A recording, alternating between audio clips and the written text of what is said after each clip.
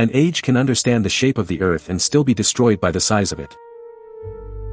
That is the paradox at the heart of Magellan's voyage. An expedition celebrated as a triumph of discovery began, in truth, as a desperate bid for monopoly inside a world economy not yet fully measured. Its fame rests on circumnavigation. Its meaning lies in something darker, empire gambling with ignorance. In AD 1519, Europe was not simply awakening to the wider world. It was already entangled in a ferocious argument over who possessed the right to command it. The Iberian powers stood at the center of that struggle. Portugal had spent generations building a maritime system along the coast of Africa, slowly converting nautical experience into durable advantage. Spain, newly consolidated and newly ambitious, had stumbled upon immense western territories across the Atlantic, but that did not solve the most urgent strategic problem of the age. It did not control the spice trade. That detail mattered more than modern memory often admits. Spices were not trivial luxuries scattered across aristocratic tables. They were instruments of medicine, markers of status, preservatives with practical value, and above all commodities of astonishing profitability. Cloves, nutmeg, cinnamon, and pepper moved through chains of exchange so long and so hazardous that scarcity itself became a source of power. Whoever could secure these routes did not merely enrich merchants. Such a state could tax circulation, shape alliances, finance fleets, and force rivals into permanent dependence. This was the larger chessboard. The route around Africa had given Portugal a decisive edge. Its mariners had rounded the Cape of Good Hope, entered the Indian Ocean, and inserted the Portuguese crown into a commercial arena stretching from East Africa to India to Southeast Asia. Fortresses, armed shipping, and negotiated coercion formed the skeleton of a new imperial architecture. Portugal did not control every harbor. It did not need to. It sought instead to dominate critical choke points, tax circulation, and make itself unavoidable in the traffic of wealth. Spain confronted a strategic humiliation. Atlantic expansion had delivered opportunities, but not parity in the most lucrative eastern trade. Therefore the Spanish crown required something more than exploration. It required a breakthrough that could overturn the diplomatic and economic order before Portugal converted first-mover advantage into permanence. A westward route to the Moluccas, the fabled Spice Islands, offered exactly that possibility. If such a route existed within the legal sphere claimed by Spain, then Portugal's supremacy could be challenged not only at sea, but in the language of law and legitimacy. Here the story becomes more subtle and more dangerous. The two kingdoms had already attempted to divide the unknown world on paper. The Treaty of Tordesillas, concluded in AD 1494, drew an imaginary meridian through oceans that Europeans barely understood.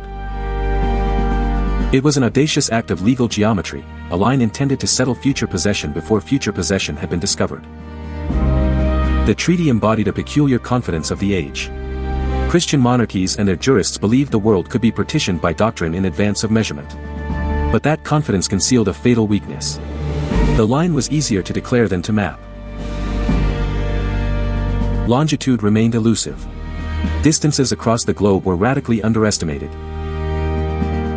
Europe understood that the Earth was spherical. That much had long been known among educated circles. But knowledge of form was not knowledge of scale. This distinction shaped the fate of empires. A ruler might grasp the concept of a globe and still fund a voyage based on catastrophic assumptions about the length of an ocean. Thus the expedition that would become famous as a voyage of circumnavigation was conceived less as a serene quest for truth than as a commercial strategic operation nested inside dynastic rivalry, uncertain science, and legal opportunism. Maritime innovation had advanced ship design, navigation, and cartography enough to tempt states toward ever larger wagers. Court politics rewarded daring proposals, especially when they promised extraordinary revenues. The language of discovery flattered ambition. But underneath the rhetoric stood a colder equation: if navigation could be converted into empire, then ignorance itself became an investment frontier. Into this arena stepped Ferdinand Magellan, a figure whose life embodied the instability of allegiance in an age of expanding empires. Portuguese by birth and formation, Magellan had served in the East and acquired first-hand knowledge of the networks connecting the Indian Ocean to the spice-producing regions farther beyond. He knew enough to recognize both the richness of the prize and the vulnerability of the political order governing it. But service to Portugal did not mature into secure advancement. Grievances accumulated. Patronage failed. Resentment sharpened ambition. That combination proved historically explosive. Magellan crossed the political line and offered his knowledge to the Spanish crown. This was not merely a mariner changing employers. It was strategic intelligence changing sovereign hands. To Portugal, such a move bordered on betrayal. To Spain, it represented opportunity of the highest order, an experienced navigator from the rival system, carrying expertise that might puncture Portuguese monopoly. The ruler who listened was Charles I of Spain, young in years but already lodged inside a web of dynastic pressures and imperial possibilities. Sentiment did not finance the voyage. Competitive logic did. Charles presided over a monarchy whose scale was growing faster than its administrative coherence. Revenue demands were constant. Rivals were numerous. Prestige had material consequences. Therefore, a proposal promising direct access to the Moluccas by sailing west was not an eccentric curiosity. It was a plausible instrument of statecraft. If successful, it could yield immense profit, legal leverage against Portugal, and symbolic proof that Spain belonged at the summit of global power. The pitch was elegantly simple and strategically profound. Sail west across the Atlantic, discover or exploit a passage through the American landmass, cross the ocean beyond, and reach the Moluccas from the opposite direction. If those islands could be shown to lie within Spain's treaty-defined sphere, the crown would possess not only cargo, but an argument. Even if the geography proved ambiguous, a successful voyage would still supply political ammunition against Portuguese exclusivity. Yet the simplicity of the plan concealed severe internal weakness. The fleet assembled under Magellan's command was not a seamless instrument. It was a coalition under strain before departure. The crews were mixed in origin and language. Loyalties diverged. Many Spanish officers resented serving under a Portuguese commander. Court factions had not vanished merely because sails were raised. They had been packed into the hulls and sent to sea. This matters because expeditions of this kind were not only technical enterprises. They were floating political systems.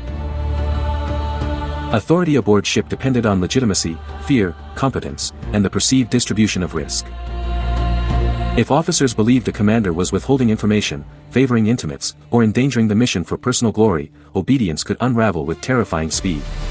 The ocean magnified every fracture because distance removed ordinary mechanisms of correction. There would be no easy resupply, no prompt arbitration, no stable appeal to the court once the fleet crossed beyond familiar Atlantic circuits. Over all of this hung the Portuguese shadow. The voyage unfolded under conditions resembling commercial espionage fused with undeclared geopolitical war. Portugal had every reason to monitor, obstruct, and if possible neutralize the expedition. Diplomatic pressure, intelligence networks, possible interception, and attempts to discourage support formed part of the wider contest. The age often speaks in the vocabulary of explorers and pioneers. But the mechanisms at work were recognizably those of strategic competition, information control, denial of access, legal maneuver, and indirect sabotage. When the fleet departed in AD 1519, it carried 5 ships and a mission balanced uneasily between brilliance and delusion. The Atlantic crossing did not dissolve these tensions. It concentrated them. Delays, uncertainty, and Magellan's guarded command style deepened suspicion among subordinates already inclined to doubt him. The central problem was psychological as much as nautical. Men could endure great danger if they believed danger served an intelligible plan. But uncertainty about the plan itself invites rebellion. That crisis erupted at Port St. Julian in AD 1520.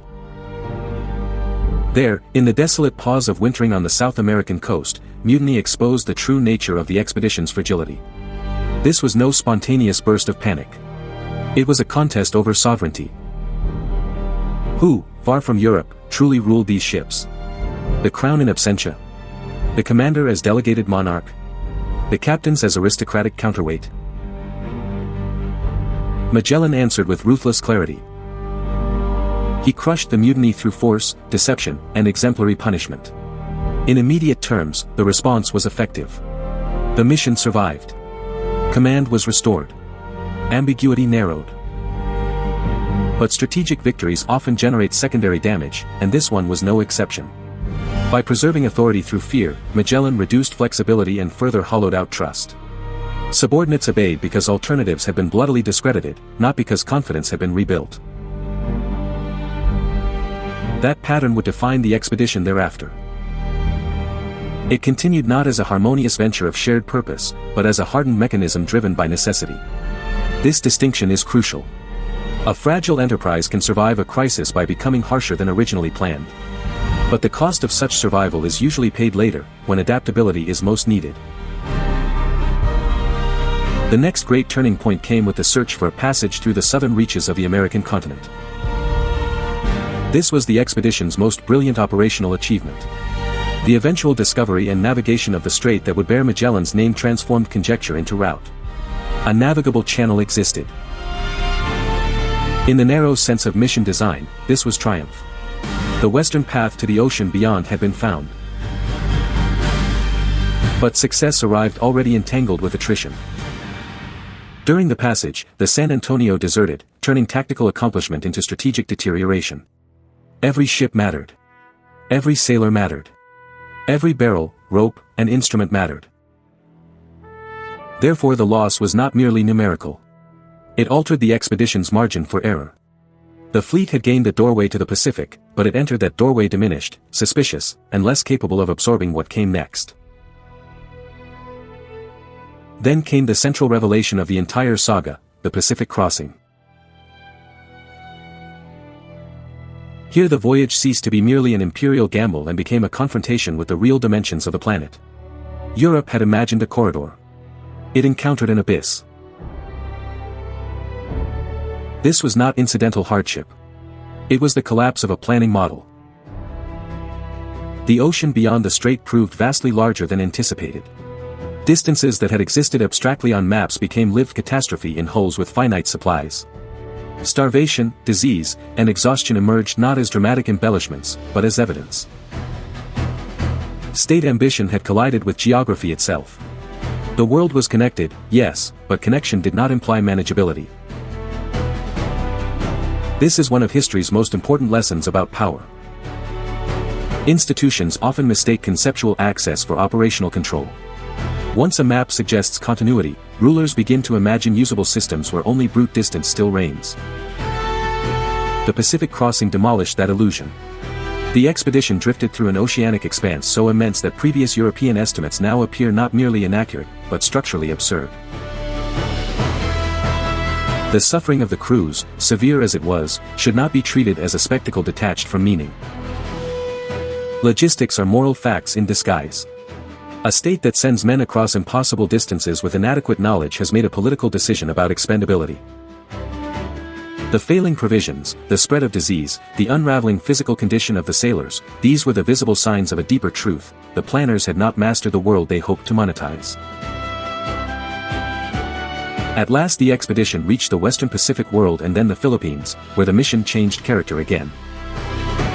Navigation now turned into intervention. Magellan did not remain merely a finder of routes. He began acting as broker among local rulers, ally of conversion efforts, and coercive participant in regional politics. This was a familiar imperial pattern in embryonic form. Commerce rarely arrives alone for long. It seeks leverage, and leverage quickly seeks authority. The local societies encountered were not passive scenery awaiting European inscription. They possessed their own rivalries, sovereignties, calculations, and strategic intelligence.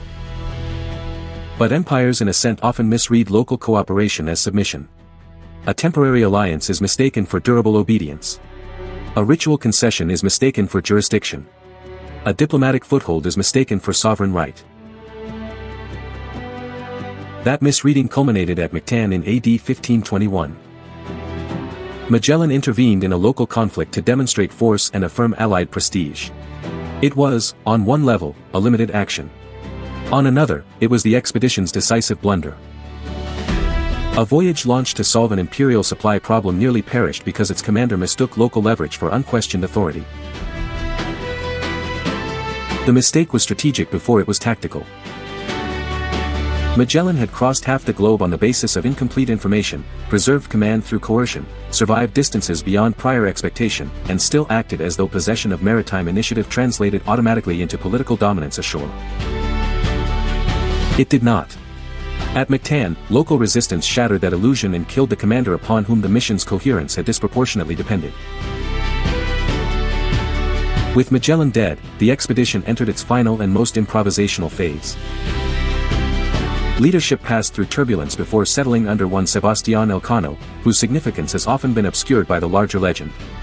But legends prefer singular heroes, whereas history often turns on those who inherit wreckage and somehow salvage outcomes from it. By this stage the fleet was drastically reduced. Manpower had been cut by death, desertion, punishment, and disease.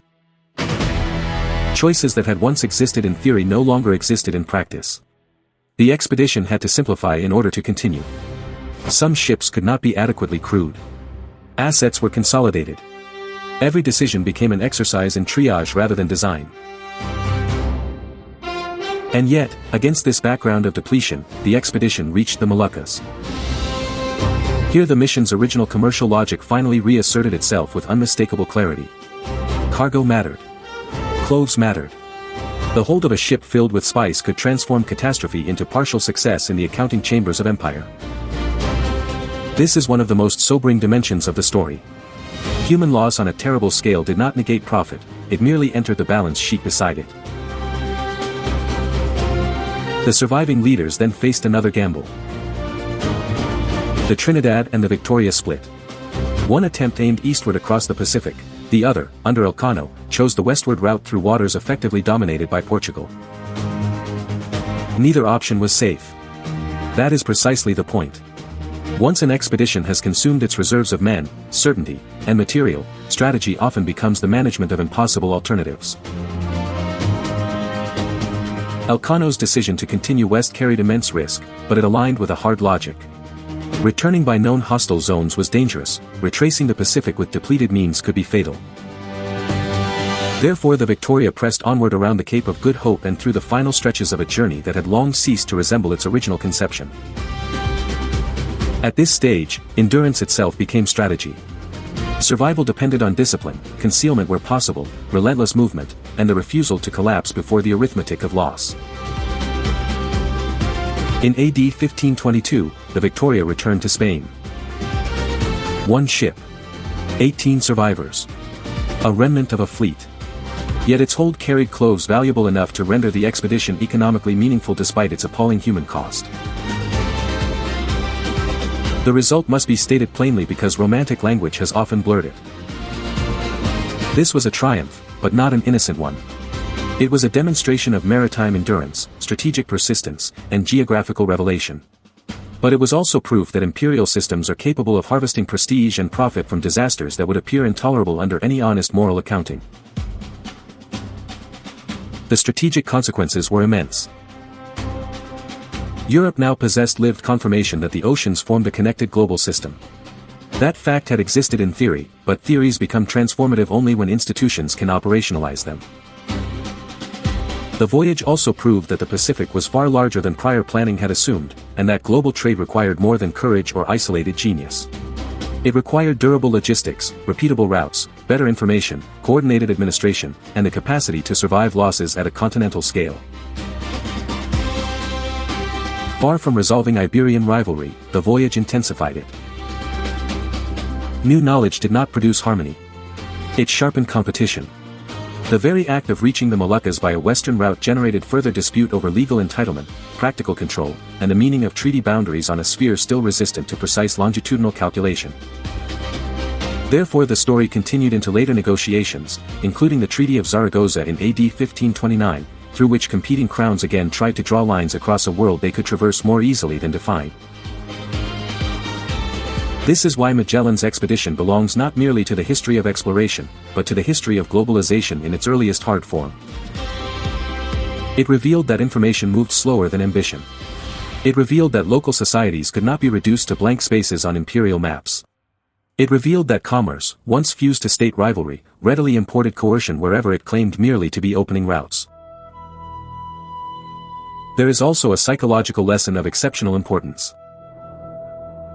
Institutions are remarkably adept at reinterpreting survival as success when enough profit, prestige, or strategic position can be extracted from catastrophe. The expedition's losses were devastating. Yet the return of one ship, laden with cloves and crowned with fame, allowed empire to narrate ordeal as vindication. This is not hypocrisy in the simple sense. It is a recurring mechanism of power. Results are framed not by proportional suffering, but by whether advantage can still be claimed. The deeper irony runs still further. The voyage expanded humanity's map while simultaneously exposing how often power mistakes partial knowledge for mastery. It demonstrated connection, but also disproportionality. It showed that the world could be encircled, but not yet comprehended on terms suitable for safe governance. It widened the horizon of human possibility at the exact moment it exposed the peril of acting as though widened horizons are the same thing as control. The verdict, then, is severe. Magellan's gamble did not simply complete a circumnavigation. It marked the violent birth of a truly global strategic consciousness. The expedition succeeded in proving planetary connection, challenging monopolies, and supplying profit enough to justify itself in imperial eyes. But its true cost was counted in mutiny, execution, starvation, disease, intervention, local bloodshed, and the normalization of a principle that would haunt the modern age, that vast systems of power will wager human lives on uncertain information when the prize appears large enough. The modern mirror is impossible to ignore. States still overestimate what maps imply. Corporations still treat distance as solved because communication is fast, even when supply remains fragile. Leaders still launch grand projects on incomplete data, trusting models that fail under real-world scale. And whenever prestige, monopoly, or strategic advantage glitters at the horizon, institutions still discover elegant reasons to classify human expendability as unfortunate necessity rather than central design. Thus the voyage endures as more than a maritime epic. It is a case study in how civilization advances, through daring, certainly, but also through miscalculation, coercion, improvisation, and retrospective myth-making. The world became larger and smaller at once. Larger in scale than Europe had planned for. Smaller in the sense that every ocean could now be imagined as part of one connected arena of competition. And here the final question remains, one no treaty line or triumphant chronicle can fully answer. When power learns that the world is connected, does it become wiser, or merely more efficient at exporting its ignorance across the globe?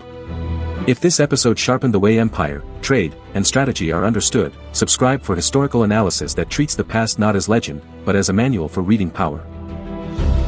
And continue with the next video on the end screen, because this story belongs to a much larger pattern that does not end in the 16th century. One question remains worth answering in the comments: was Magellan's voyage, in the final balance, a triumph of human endurance or a warning about imperial delusion?